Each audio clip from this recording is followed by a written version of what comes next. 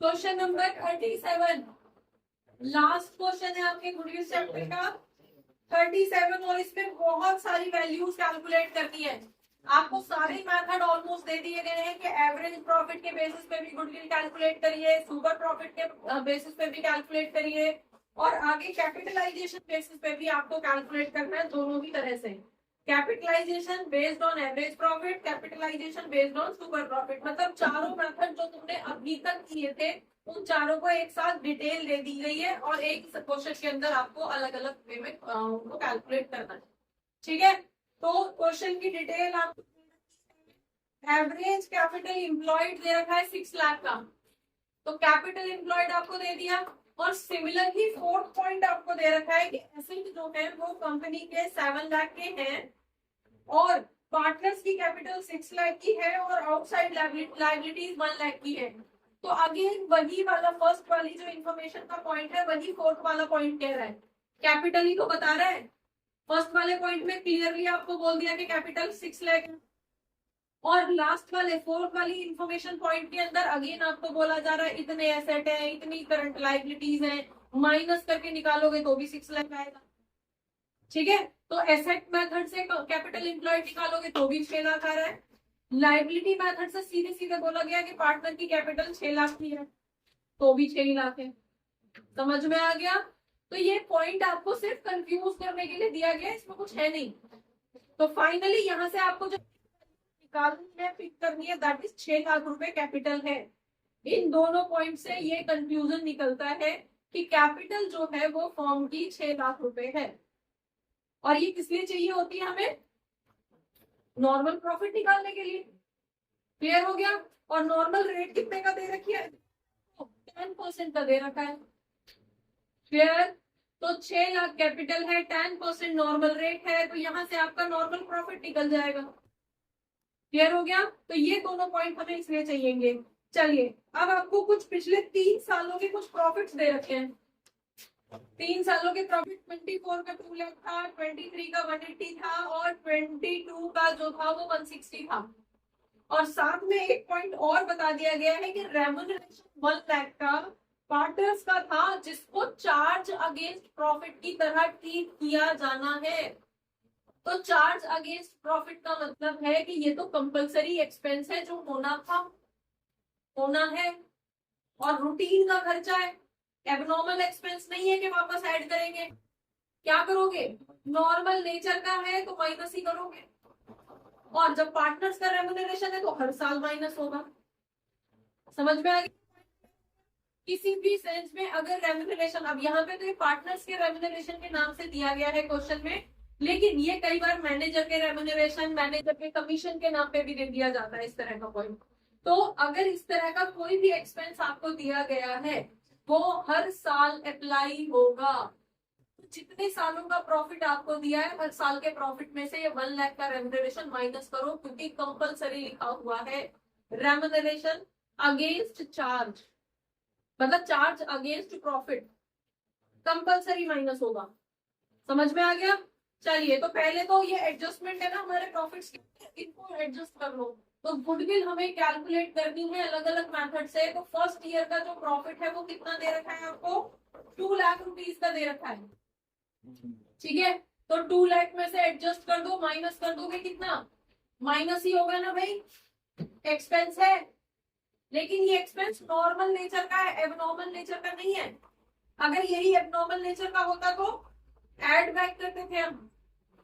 ठीक है, ये नॉर्मल नेचर का एक्सपेंस है और वो माइनस नहीं हुआ है तो अब कर रहे हैं माइनस। क्लियर है? कंफ्यूज मत होना कि कभी हम एक्सपेंसेस को प्लस कर देते हैं कभी हम एक्सपेंसेस को माइनस कर देते हैं, तो उसमें कंफ्यूज मत होना। सेकेंड ईयर का प्रॉफिट आपको दे रखा है 1,80,000, तो 1,80,000। अब न्यू बुक के अंदर ये 2023 है तो मैं इसको 24 या 23 ना बोल के first year, second year, third year बोल रही हूँ।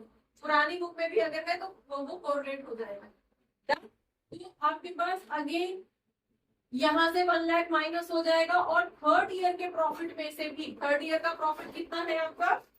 160, तो 1,60,000 में से भी 1 लाख रुपीज आप यहाँ से माइनस कर दोगे। तो फाइनली कितना प्रॉफिट आ रहा है इधर?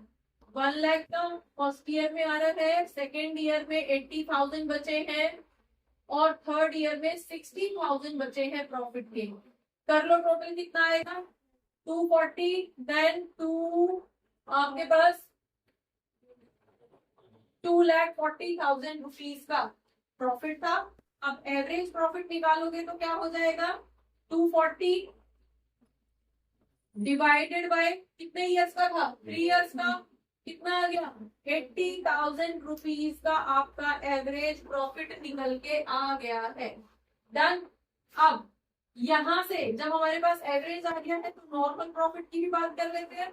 नॉर्मल प्रॉफिट कैसे निकलेगा, 20% दे रखा है, 10% दे रखा है, 10% दे रखा है ऑफ कैपिटल। तो 10% ऑफ कैपिटल कितनी है, 6 लाख रुपीज की कैपिटल है। तो जब हम यहाँ से डिवाइड करेंगे तो हमें पता चलेगा नॉर्मल प्रॉफिट 60,000 होता है। डन। अब 60,000 से यहाँ से सुपर प्रॉफिट निकाल लो। सुपर प्रॉफिट क्या रहेगा, एवरेज माइनस नॉर्मल प्रॉफिट। तो कितनी वैल्यू आ जाएगी इसकी, 20,000 का आपका सुपर प्रॉफिट निकल के आ जाएगा।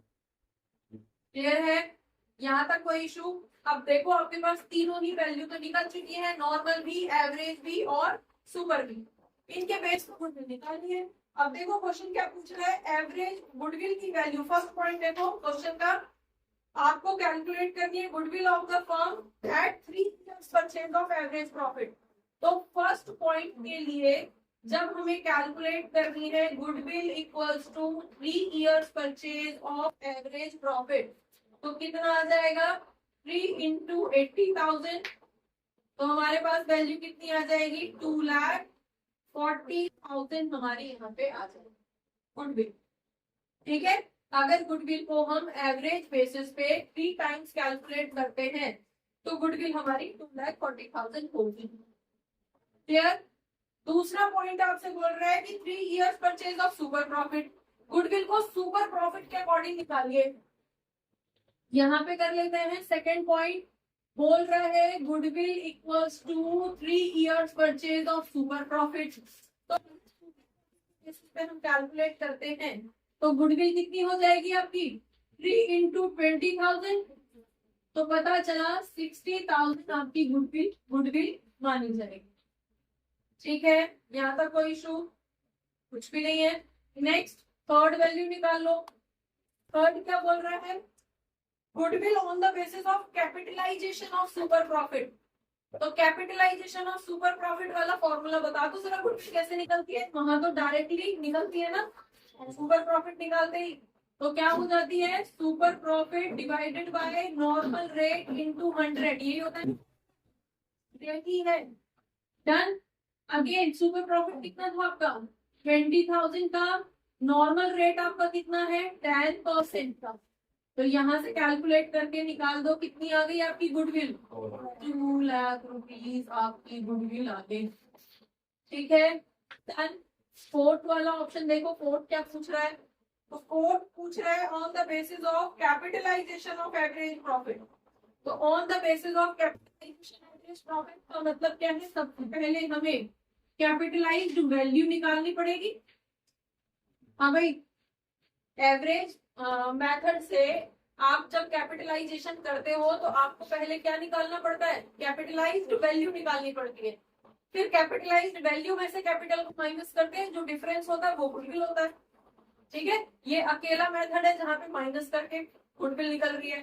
तो कैपिटलाइज्ड वैल्यू का फॉर्मूला क्या है, average profit divided by normal rate into 100। Last class में हमने बोला था कि यहाँ पे नॉर्मल प्रॉफिट लेना है।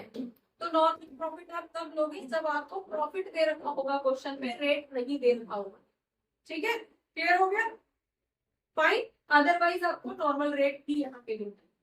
चलिए निकालो, अब क्या रहेगा, एवरेज प्रॉफिट कितना आया था हमारा, 80,000 आया था नॉर्मल आपका average profit, divided by normal rate है इतना। क्लियर। तो आपके पास यहाँ से जब आप कैलकुलेट करोगे तो 8 लाख रुपए की कैपिटलाइज्ड वैल्यू आएगी। ये गुडविल नहीं है, ये कैपिटलाइज्ड वैल्यू है फर्म की। ठीक है, तो गुडविल कैसे निकलती है? Goodwill equals to capitalized value of the firm minus capital employed. और कैपिटल कितना हो रखा है? 6 लाख रुपए। 6 लाख रुपए कैपिटल लगा रखा है, बढ़ के आज वो मार्केट में 8 लाख रुपए हो गया है। तो कितना डिफरेंस आ गया? और वो डिफरेंस क्या है? वो ठीक है, उसको मार्केट में इमेजिन कितने का किया जा रहा है?